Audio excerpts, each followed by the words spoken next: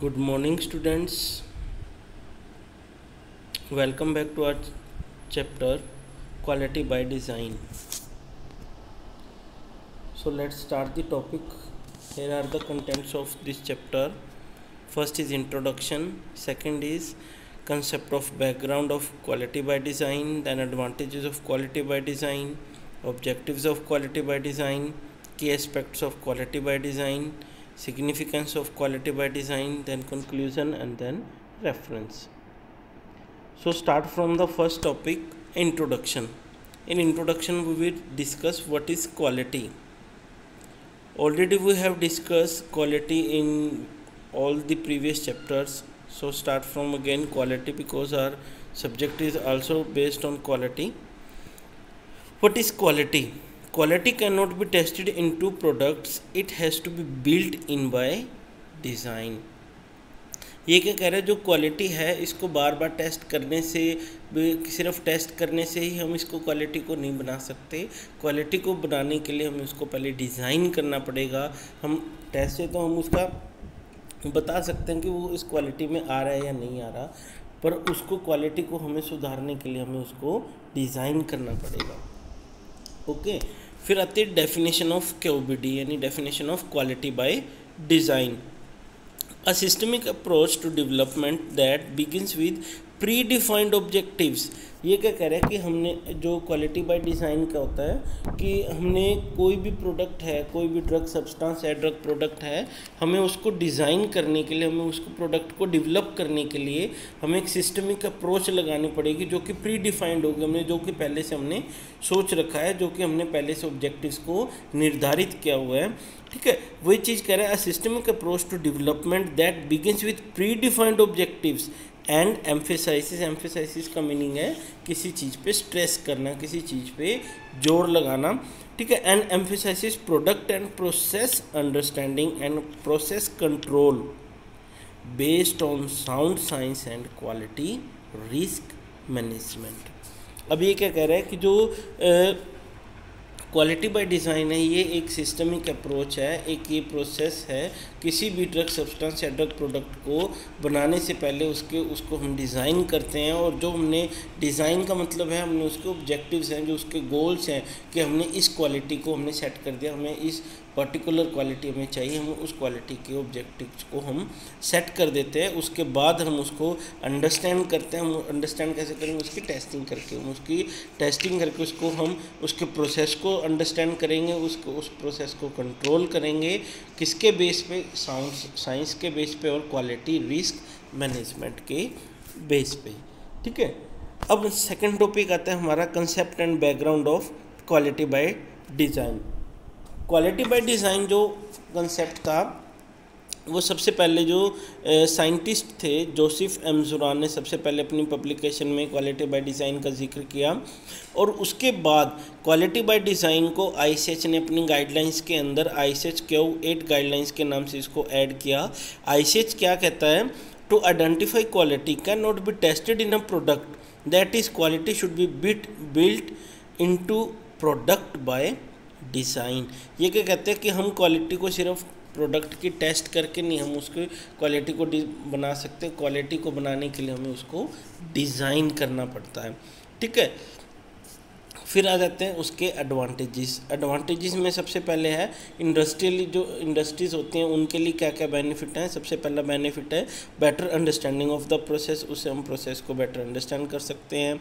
Less batch failures का इसमें meaning है कि कई बार क्या होता है कि हम उस प्रोसेस को अच्छे से असेस नहीं कर पाए, जिस वजह से हमारा जो प्रोसेस है या जो हमारा जो बैच चल रहा है उसमें हो सकता है गड़बड़ी होने की वजह से, तो उसमें हमारा पूरा का पूरा बैच ख़राब हो सकता है. हमें उसको बचाने के लिए हमें इसको क्वालिटी बाय डिज़ाइन को इसमें बेनिफिट इसका रहता है. फिर आ जाता है more efficient and effective control of change, और लास्ट आ जाता है return on investment and cost saving. फिर सेकंड बेनिफिट आ जाता है हमारे पास एडिशनल अपॉर्चुनिटीज़. इसमें और क्या क्या एडिशनल अपॉर्चुनिटीज़ हैं? फर्स्ट है reduction of post approval submission. Second है more efficient technology transfer to manufacturing. risk based approach and identification, innovative process validation approaches. Now come to the topic objectives of quality by design. हमारी जो quality by design था इसको लाने का main मकसद क्या था, मेन गोल क्या था? The main objective of quality by design is to ensure the quality product for that product and process characteristics important to desired performance must be resulting from combination of prior knowledge and new estimation during the development. ये क्या कह रहा था कि जो इसको लाने का, क्वालिटी बाय डिज़ाइन को लाने का मेन ऑब्जेक्टिव यही था कि हम अपने प्रोडक्ट की क्वालिटी को इंश्योर कर सकें। कैसे इंश्योर कर सकते हैं? जो हमारे पास इसको जैसे कि हमारे पास पहले की जो नॉलेज प्रेजेंट है और जो हमने टेस्ट करने के बाद न्यू नॉलेज हमको मिली, हमको उस प्रोसेस के बारे में पता चला, उन दोनों को मिला के हम हमारे प्रोडक्ट की क्वालिटी को मेंटेन करके रख सकते हैं। फिर आ जाता है ensures combination of product and process knowing gain during development. From this knowledge and data process measurement and desired attributes may be constructed. Now come to the key aspects of quality by design, or these are the elements of quality by design. First is target product profile, second is CQA and critical quality attributes, then risk management, then design space, then control strategy, and then last में है life cycle management. Start from the target product quality profile यानी TPQP.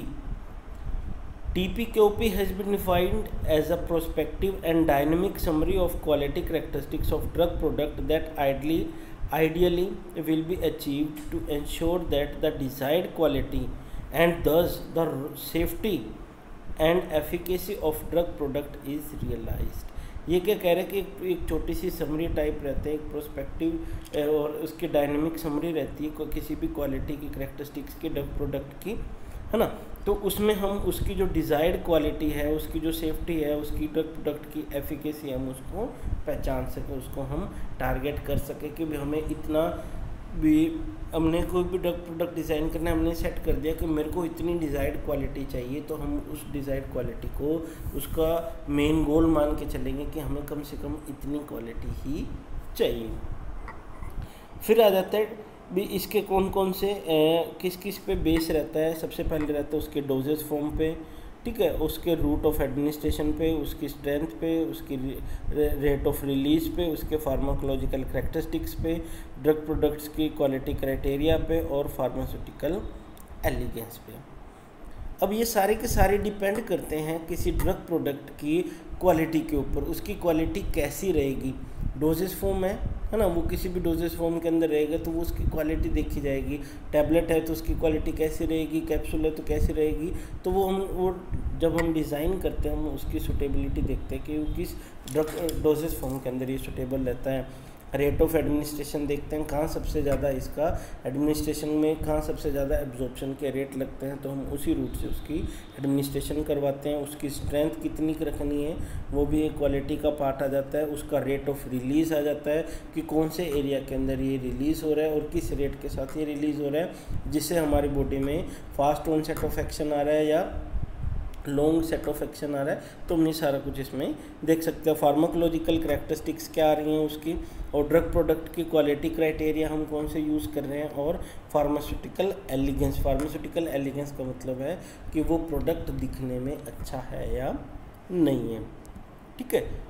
फिर second आ जाता है critical quality attributes. Critical quality attributes में आ जाता है physical, chemical, biological or microbiological properties or characteristics that should be within an appropriate limit range or distributed to ensure the desired product quality. ये क्या कह रहे हैं कि हमारे पास कुछ एक करेक्टरिस्टिक्स है, जैसे कि फिजिकली, केमिकली, बायोलॉजिकली, माइक्रोबायोलॉजिकली कुछ एक प्रॉपर्टीज़ हैं जो डिपेंड करती हैं किसी भी ड्रग प्रोडक्ट की क्वालिटी को मेंटेन करने के लिए. फिजिकली उसकी फिज़िकली स्ट्रेंथ क्या है, फिज़िकली दिखने में कैसा है, कलर क्या है उसका, ठीक है.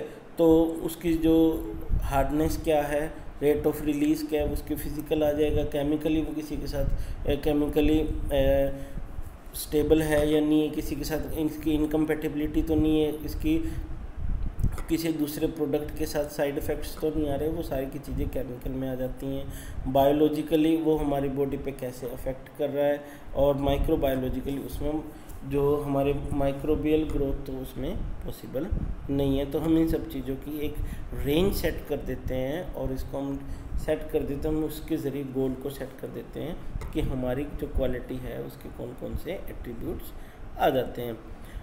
फिर आ जाते हैं CPP यानी कि critical process parameters. Critical process parameters are defined as parameters whose variability have been impact on a CQA यानी कि critical quality assessment, and therefore should be monitored or controlled to ensure the process produce the desired quality. Process robustness is defined as ability of a process to demonstrate acceptable quality and performance and tolerate variability in inputs at the same time. Then come to the next, risk assessment. What is risk assessment? Quality risk assessment is a systemic process for the assessment, control, communication and review of risk to the quality of drug product across the product life cycle. ये क्या कह रहा है कि हमारे पास जो risk management क्या मतलब क्या है, एक ये सिस्टमिक प्रोसेस है जिसमें हम उसकी असेस करते हैं हमारी जो, जिससे हमारा रिस्क का मतलब क्या है, हमें कोई भी प्रोडक्ट को मन में एक भी डर रहता है कि एक रिस्क रहता है कि मेरा ड्रग प्रोडक्ट जो मैं डिज़ाइन कर रहा हूँ, इतना पैसा लगा के मैं डिज़ाइन कर रहा हूँ, कहीं वो लास्ट में जो उसका प्रोडक्ट एंड प्रोडक्ट आके निकलेगा वो ख़राब ना निकले। उसके लिए हमें उसके रिस्क को पहले असेस करना पड़ेगा कि हमारा प्रोडक्ट कहाँ कहाँ ख़राब हो सकता है। तो हम उसको एक एक करके हमारे वो जो प्रोसेस है हम उसको अंडरस्टैंड करेंगे, जिससे हमारे रिस्क है उसको हम मैनेज कर सकें और हमारे जो ड्रग प्रोडक्ट है जो हमारा नुकसान है वो उससे बच सके। The initial list of potential parameters which can be affected critical quality assessment can be quite extensive but can be reduced by quality risk assessment. Then come to the topic design space. The ICH Q8 R2 states that design space is multi-dimensional combination and interaction of input variables and process parameters that have been demonstrated to provide quality assurance of quality. ये क्या कह रहा है कि जो design space है ये ICH Q8 क्या बताता है कि एक मल्टी डायमेंशनल एक वेरिएबल्स हैं जो हमें हमारी जो क्वालिटी को अश्योर करने में हेल्प करते हैं। Working within design space is not considered as a change. Movement out of design space is considered to be change and would normally initiate a regulatory post-approval change process. Control strategy. Control strategy is defined as a planned set of controls derived from control products and process understanding that assures process performance and product quality.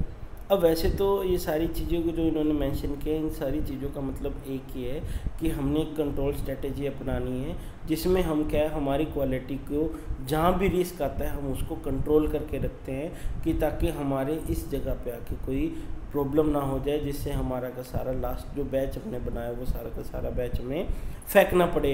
इसलिए क्या है तो हम एक control strategy बनाते हैं, एक ऐसा प्लान बनाते हैं जिससे हमारा प्रोडक्ट है उसकी क्वालिटी मेंटेन रहे। अब देखो इन्होंने क्या कहा है, control strategy is defined as a planned set of controls derived from current products and process understanding that assures performance process performance and product quality। Means मैंने क्या करना है, एक प्लान सेट करना है, एक कंट्रोल करना है जिससे कि भी मेरा जो प्रोडक्ट है उसके प्रोसेस को अंडरस्टैंड करके जिससे मैं ये एश्योर कर सकूं कि जो मैंने परफॉर्मेंस जो प्रोसेस परफॉर्मेंस है और प्रोडक्ट की क्वालिटी है वो अच्छी है, वो अपनी जो गोल मैंने सेट किए थे उसको वो अचीव कर रही है। ठीक है, फिर आता है life cycle management. Life cycle management क्या है, in the QBD process change with in, ये सारी चीज़ें क्या कह रही हैं, लाइफ साइकिल मैनेजमेंट क्या है, ये एक सर्कल चलता रहेगा कि मैं जैसे जैसे काम करता जाऊंगा वैसे वैसे मैं प्रोसेस को और बारीकी से समझता जाऊंगा, जिससे क्या है मेरे को क्वालिटी मेंटेन करने में हेल्प रहेगी। फिर आ जाते हैं current approach versus QbD. Current approach क्या कहती है, quality measured by testing and inspection. और क्यूबीडी में क्या है, quality built into the product. फिर ये सारे एक छोटा सा डिफरेंस है, ये जो सिंपल से आप अपने अकॉर्डिंग देख सकते हो। फिर आते हैं significance of QbD. QbD, quality by design, means designing and developing formulation and manufacturing process to ensure a predefined quality. वही मैंने आपको स्टार्टिंग में बताया कि हमने सबसे पहले क्या करना है, एक क्वालिटी को पहले सेट कर देना है, एक उसकी जो क्वालिटी के जो गोल्स हैं उसको हम सेट कर देंगे और हम उसकी फॉर्मुलेशन और मैन्युफैक्चरिंग उसी बेस पे करते हैं। Quality by design requires understanding how formulation and manufacturing process variables influence product quality. अब इसमें क्या है, हमें ये अंडरस्टैंड करना है कि फॉर्मुलेशन डिज़ाइन करते टाइम पे या मैन्युफैक्चरिंग करते टाइम पे कौन कौन से प्रोसेस वेरिएबल्स हैं जो हमें अफेक्ट कर रहे हैं, इन्फ्लुएंस कर रहे हैं, जिससे हमारे प्रोडक्ट की क्वालिटी ख़राब हो रही है। Quality by design ensures product quality with efficient control strategy. And last topic is conclusion. What is conclusion of QBD? QBD is an effective tool should be implemented from the initial stage of product development, depend on target market, discuss QBD scheme with other groups and stakeholders to achieve aim to QBD, and keep future projection to avoid regulatory queries and post approval variations. And thank you. Our topic is completed, quality by design.